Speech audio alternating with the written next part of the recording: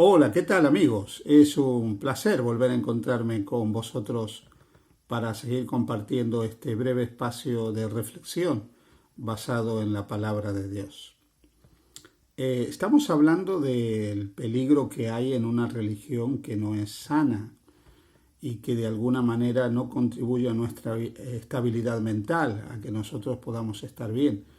Hemos dicho también que hay contextos religiosos que son contextos que en vez de sanar nuestra mente y ayudarnos a tener una mejor calidad de vida, pues nos terminan enfermando.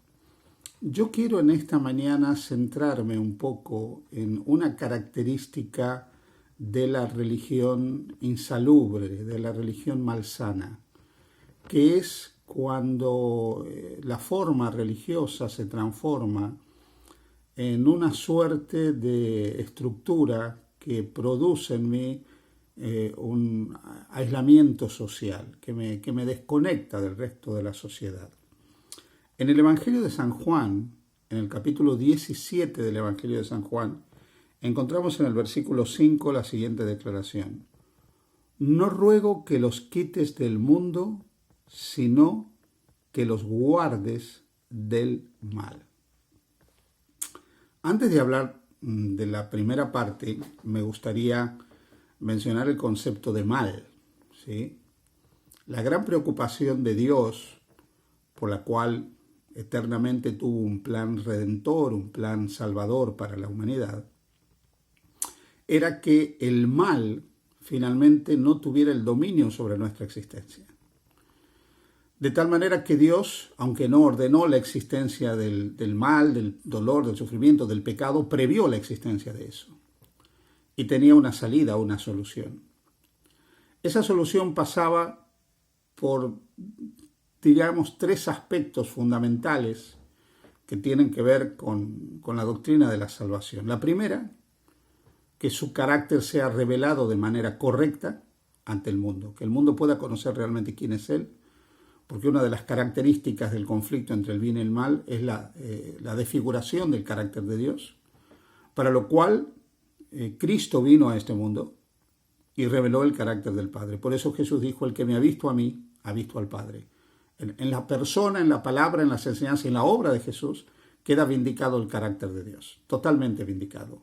Y queda representada correctamente la imagen de Dios. Fuera de Cristo no hay ninguna revelación perfecta de Dios y del carácter de Dios. En segundo lugar, era el propósito de Dios que el ser humano, que por causa del pecado iba a tener una naturaleza caída, imperfecta, pues su naturaleza se iba a dañar, esa imagen y semejanza de Dios en él se iba a trastornar. Era el propósito de Dios traerle al ser humano el perdón. Que el ser humano supiera que a pesar de sus defectos, de sus imperfecciones, de sus yerros, de sus faltas, en otras palabras, a pesar de todos los pecados que pudiera haber en su vida, Dios lo amaba y lo perdonaba. Para eso también Cristo entró en la historia del mundo, porque quiso, a través de la entrega de su vida perfecta, mostrar la grandeza del amor de Dios. Lo expresa Juan capítulo 3, versículo 16.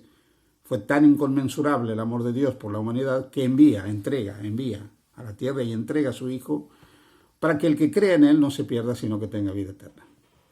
Y el tercer aspecto era que el ser humano, dañado por el mal, dañado por el pecado, con una naturaleza caída, con unas inclinaciones al mal, pudiera no vivir dominado por estas pasiones, para lo cual también Cristo derrotó al autor del mal y del sufrimiento a lo largo de su ministerio en la tierra, y no solo trae el perdón, sino que también es su propósito que darnos su poder para vencer el mal.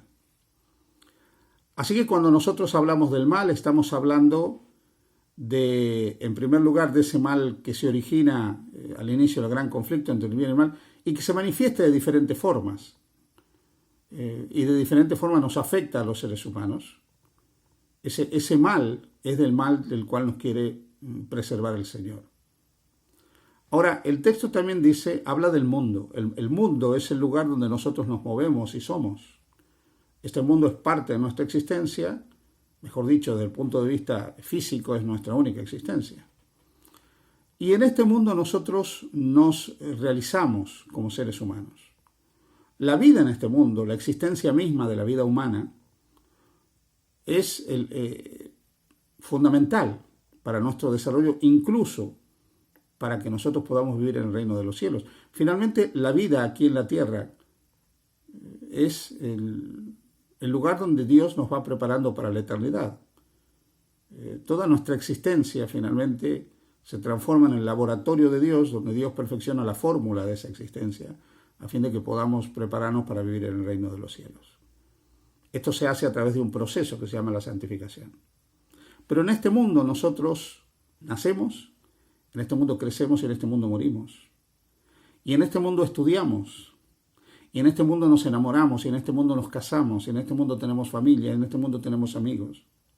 O sea, toda esta entramada red social de padres, familias, amigos, compañeros de trabajo, toda esta entramada red social en la cual nosotros nos movemos, es parte de la existencia que Dios creó para el ser humano. Nunca debiéramos pensar que Dios quiere que nosotros rechacemos esa realidad, que rechacemos a nuestros padres, que rechacemos a nuestros amigos, que rechacemos a nuestros vecinos, que nos alejemos de todos ellos. Fijaros, aquí dice, no te pido que los quites del mundo, sino que los guardes del mal.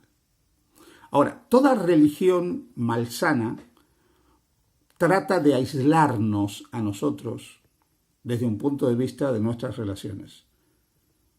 Cuando la religión es una religión que enferma, cuando el contexto religioso es enfermizo, esa estructura religiosa, esa forma de religión, intenta producir un aislamiento social en las personas, alejándolo de sus padres, alejándolo de sus cónyuges, alejándolo de sus familias, alejándolo de sus amigos, alejándolo del mundo en el que uno interacciona y se desarrolla. Porque las personas que dirigen esta forma de religión confunden, ¿sí?, el guardar del mal con el quitar del mundo, que son cosas totalmente diferentes. Cristo nunca tuvo el propósito de sacarnos de este mundo. De hecho, cuando nosotros vemos a Jesús, vemos una persona que tenía una intensa vida social. Y tenía una vida social con personas que en su contexto eran consideradas marginadas. O sea, él no tenía problema en relacionarse con la gente, no importa la posición social, y voy más allá, no le importaba la condición moral de la gente con la que él se relacionaba. Él no tenía ningún tipo de prejuicio para relacionarse con las personas. Se podía sentar a la mesa de un santo inmaculado como a la mesa de un corrompido pecador.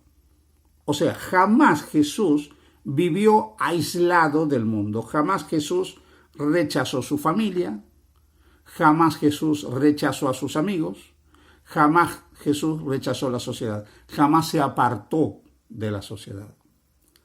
Por lo tanto, cuando el medio religioso me lleva a aislarme, ese medio religioso no es sano.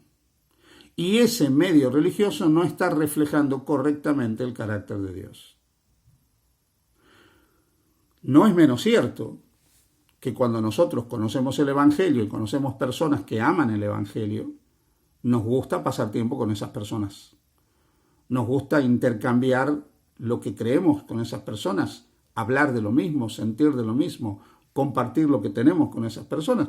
Y por eso se da la comunión de los santos. Por eso existe la iglesia, para que nosotros podamos vivir esa vida eclesial, esa vida de comunión entre hermanos en Cristo, hermanos en la fe. Y eso está fantástico. Y ahí podemos nosotros también tener amigos, y ahí nosotros también podemos tener una vida social, y ahí nosotros también podemos tener una vida que tiene que ver con nuestro desarrollo emocional, con nuestro desarrollo espiritual, con nuestro desarrollo social. Eso está perfecto. Pero cuando el medio religioso, la iglesia, se transforma en algo que me aísla, que me termina transformando a mí en una seta, en una anacoreta, en una persona aislada, que termino recluido en una celda, aunque esa celda sea la misma comunidad religiosa, yo estoy dentro de un contexto religioso nocivo, que me está destruyendo, que me va a enfermar y que me va a confrontar con ese mundo del cual no debo ser quitado, porque lo dijo Cristo. No te pido que los quites del mundo, sino que los guardes del mal. Este mundo finalmente es el lugar donde nosotros debemos compartir nuestra fe y nuestra esperanza. Y si nos alejamos de nuestros padres, hijos, cónyuges, hermanos, familiares, vecinos y amigos, ¿con quién vamos a compartir que hemos descubierto el amor de Jesús? Recuerda, no te pido que los quites del mundo, sino que los guardes del mal. Aférrate a Jesús. Feliz día junto a Jesús.